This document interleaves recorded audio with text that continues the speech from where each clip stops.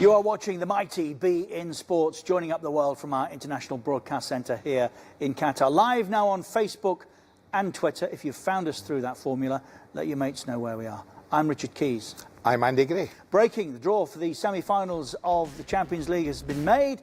Liverpool have got the one they wanted. Roma have got the one they wanted. Yeah. Arsenal have got Atletico Madrid, incidentally, in the They've got the one they didn't want, yes, Arsenal.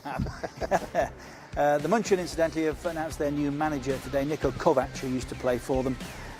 Let's not look yet, Andy, at those games in particular, but back on what happened midweek. What did you make of it all? It was extraordinary midweek for the Champions League. It was a week we went into thinking most jobs have been done. Results in the first leg suggested that there was very little chance that anyone who was down in the match was getting back into it. And we were proven wrong. It was an extraordinary week. It gave us everything: great goals, great drama, controversy.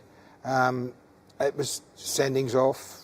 I mean, you name it. Tuesday first, has Guardiola been found out that he actually can't win a major trophy without Messi?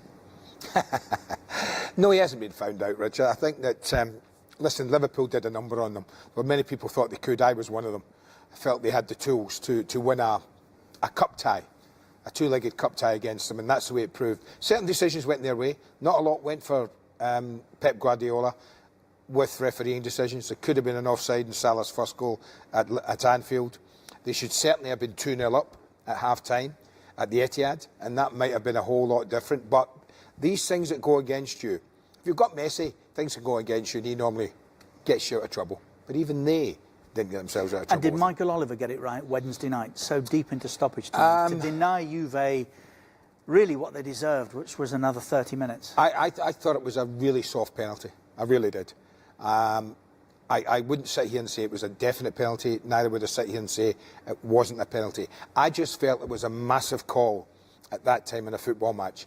And I said to you in midweek, I wonder, and maybe it's unfair to Michael Oliver, I wonder, had the situation arisen at the other end, right? Arisen, thank you. Yeah. Arisen at the other end. Never one of my best subjects. I like it, arised. I like it, yeah. Had it arisen at the other end, would Michael have come to the same decision? No. With 70,000 Madridistas? No, in my view, no, absolutely not. So I think it was such a big decision to make and not a conclusive decision that... Listen, he made it. He's been backed a lot by his peers. Listen, let me just tell you this, which is very interesting. I spoke to a former professional footballer this week discussing, because obviously I was take your view on board, but like to know what others think. The majority felt Michael Oliver got it right, but they feel that he may have done himself in the long term real harm because apparently Howard Webb is of the view, and was when he refereed, those that make big decisions like that and cause a stir like that very often don't get too many more big games, because that's not really what UEFA want. Well, I think what we want are right decisions, but I just thought it was so... Look, we never get right decisions all of the time. Well, I mean, it was so innocuous, the challenge. It was something about nothing. He got wrong side of the attacker, there's absolutely no doubt about that. But was it a blatant push in the back that sent them over to the ground? Not for me. No, it was more the fact that UEFA want to steer from controversy like that. Yeah. And therefore, anyway, that's no, I don't agree. That's for discussion. I would not agree with that. It's too deep a subject. Controversy is what football's littered with, and it's what we love it for, because there are controversial decisions. So, what was it like to be a Real Madrid fan in the Santiago Bernabeu on Wednesday night? We shall ask Ramon Calderon, no less, the former president of Real Madrid, in just a moment. Oh, lovely. Look forward to that. Mo Salah, by the way, gets a mention today on the back page of the Daily Mirror. Could very well be on his way to Real, so we'll run that past Ramon as well. Burgergate we shall be discussing. That is the fuss that's been going on at Maccrington Stanley, where the owner, Andy Holt, buys McDonald's when the team win. They buy the players if they lose, which hasn't happened often. They're top and can go up this weekend. But the EFL, would you believe, conducted an investigation into what they felt might be an illegal bonus scheme. Come on, lads. They've got too much time in their hands, obviously, the EFL. That's ridiculous. Also on our programme today, Dawn Astle. There's a new play about to launch in the West End about her dad. No, Jeff. Birmingham. Sorry, Birmingham. Birmingham. About her dad, Jeff. And this week, very well timed. More investigative work into dementia and its risks we shall discuss with Dawn shortly. And last week on Keys and Gray, we were doing this. That was like a throwback, Richard, to the mid-70s, early 80s. I remember only too well. Okay, nothing happened, the bus is destroyed, but I didn't expect from a club with this prestigious like Liverpool do this kind of thing. I was at Anfield at the day, and I felt the pressure outside the ground, inside the ground. To describe it, words like intimidating, explosive. It just shouldn't have happened. It was a shambles. Whoever was in control of getting Manchester City from the hotel to that ground safely made a complete and utter mess of it. He's been sensational there. This season, I look at Messi and Ronaldo. They've been doing it for like 5 or 10 years, easily. Salah's first year, it's too early to say, but this year I'd put him up on par with Ronaldo and Messi. The world's busiest football team right now, 1874 Northwich, who are playing Saturdays, Sundays, Mondays, Wednesdays, Thursdays to fulfil a fixture list that is busy. Have you slept much, Paul, in the last couple of weeks or so? I've not been home much in the last few weeks, really. Rather than the usual setup where you'd probably pick players on merit and players that are playing particularly well, or you'd want a settled side. It's more a case of these are the games in the next week. Which ones can you make because of work?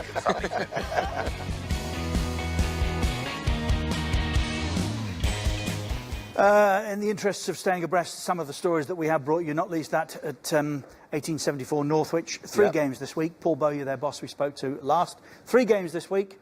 They won 2 on the road. Brilliant. Lost the third at Charnock Richard by 5 goals to 0. Well, they were probably absolutely shattered by the time they got to Charlotte Richard. This is a team, Andy, catching up, remember. I know. Playing 18 games Look at this. between now and the end of the 14, season. 16, 18, they've got 3 in 4 days. I mean, that's ridiculous. Good luck to them. Good luck, lads. 1874 I actually Northwich. hope they do it, don't we? Yeah, we'll It would stay be across amazing. it.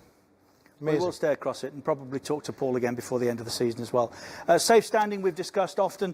West Brom applied. Wow, okay. Officially, the first Premier League to do so. Tracy Crouch, the sports minister, said no. There is no appetite for it whatsoever. But From whom? well, they say the football, Really? the football people in general, Really? and I thought there certainly was. government. I thought there was a growing swell. Well, this is interesting. Look, Kevin Miles, the chief executive of the SFF, rejected Crouch's analysis to answer your question. Then he said, I can't understand why the minister has taken this position. Page 2, he said there's a general consensus among practitioners in the game, those involved in stewarding, policing and managing grounds, that you will never get rid of the persistent standing by a minority of fans. That's happening now, the ones that stand beyond now, the seat. That the current regulations are discredited by their unenforceability and they prevent clubs from managing standing sensibly. I agree. Which is what they were looking to try to do. Yes, I agree with them. I mean, you go to every ground in the Premier League now, there are fans With standing. the Hillsborough victims' families on side. Absolutely, 100%. It's something I think we've got to revisit. Yeah. But for Tracy Crouch, just to dismiss in the manner she did, no. Well, she's a politician. Good news. The Premier League clubs are meeting today, Friday, in London. It looks as though there is no appetite to bring in VAR yet.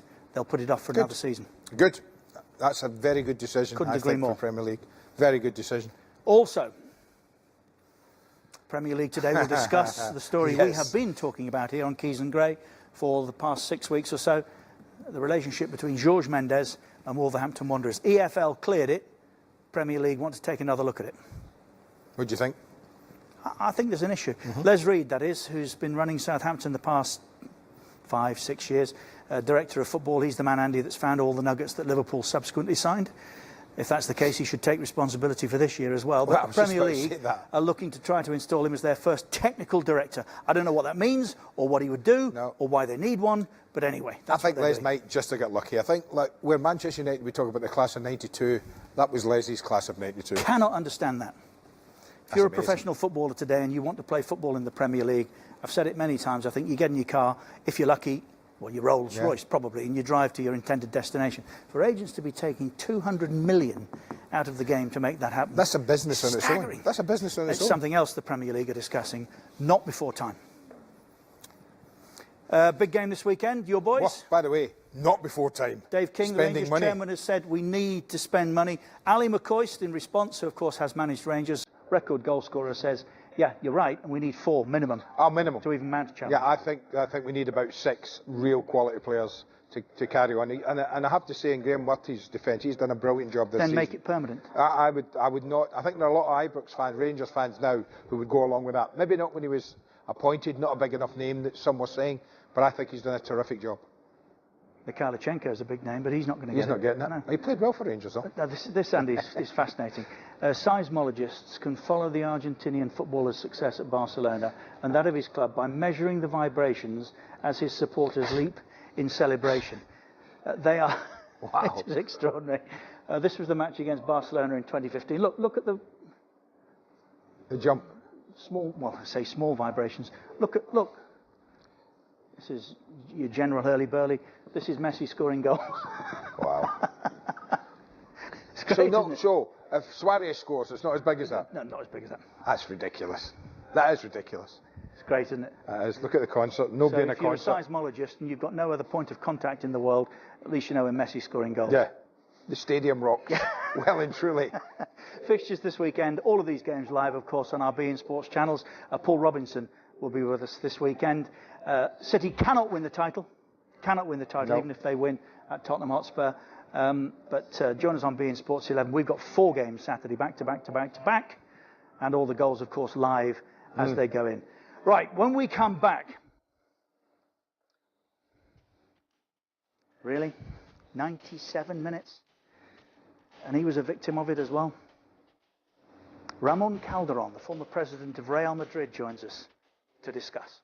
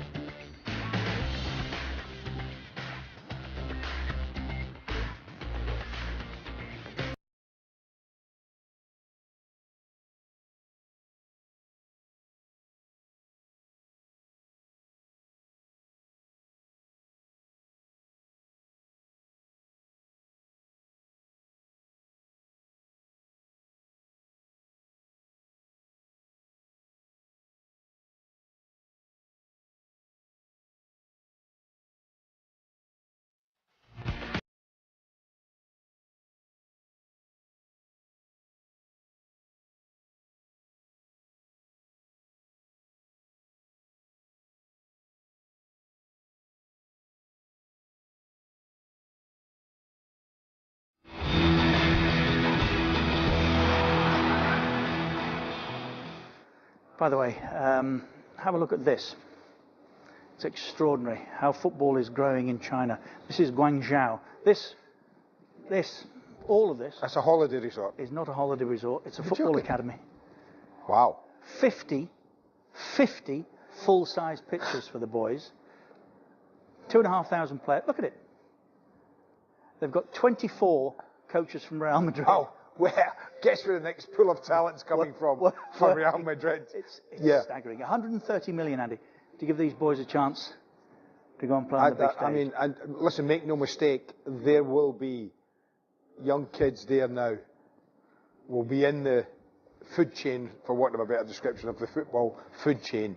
Give them another 5 or 10 years, there'll be Chinese footballers all over the world. It didn't take the memesters long. I'm not sure that I know that meme is a word, but memester anyway. This after. Well, I just think that tells you how controversial it was, how inconclusive it might have been. That they're all You must over have seen that. it. I did laugh when I saw that. Real Madrid celebrating with what should have been Michael Oliver, but the ref the other night after a storming comeback. Do you think from that Juventus. originated in Italy? That meme? Every chance. And Michael Oliver, our English referee, deep in stoppage time, said penalty. So what was it like to be a Real Madrid fan in the Bernabeu the other night? None bigger or better to answer that question than the former president of Real Madrid, Yes. Ramon Calderon. Looking well. Ramon, tell us about that ridiculous penalty session on Wednesday night. Well, very good evening to you both. I'm sure you are calling because you know that one like this is soon, only in a few weeks, to our museum. It will be our 30th. We will be very happy to hold it. Would you concede, Ramon, that there was a good deal of fortune about the way that you eventually got past Juve midweek? I think we've proven always in this competition that we play until the last gasp. We are able, the players have that in their DNA. It's not easy to do what they've done. It's clear that the penalty, well, we've heard, as I'm sure, and read, as you've done, many opinions of former referees, players, pundits, and there's no unanimity. It's very difficult to say if it was or not, but when the referee calls it, and I'm sure he had the help of the goal line assistant, so I'm sure he saw it, and it's what he decided to do that. But it's true that it was in just at the last of the match, and that was more controversial than in other occasions. Sorry, Ramon, give us an idea of what it was like to be a fan. All of us, it's 3-3 on aggregate, and you must be thinking to yourself, wow, what's happening here? And then all of a sudden, a gift from heaven. I don't think it was a gift, but we always play jokes saying, and I was able to do that to one Pope, that they are not dressing in white by chance. It's because God is a Real Madrid follower. But Ramon, that's why we've been able to score in Lisbon that in the minute 93, and we've been, I wouldn't say lucky. We fight for that in the 90 minutes, but perhaps in the last 5 minutes we do something that no other one does, and that's very important. Yeah. And we always think that it can be done in the last minute, and it comes. So it is fun. It is something that we like it. Ramon, was there ever a doubt in the stadium that the great man might miss the penalty? No, I think he's proven in the last matches mainly to be in a very good shape. I think he's been doing things in the right way. He couldn't play the first 4 matches in La Liga. We missed him a lot. And then, but in the last matches against Juventus, that goal, the overhead kick was amazing. It's gone all over the world. So that's something that proves that he is in a fantastic shape, even though he's 30, but it looks like 20. When we last spoke, there was a lot of unrest around the Bernabeu, and a lot of it centred on Ronaldo. So is he now forgiven for being Portuguese? Is he Spanish again? No, I'm sure he's one player very committed with us. He will be with us, I'm sure. And if having him like he is now, as I said before, one trophy like this is easily coming to our museum. Right, I warn you now, Ramon, the politician in you is about to surface. Yes. Stay with us. Listen to this, what John Barnes has had to say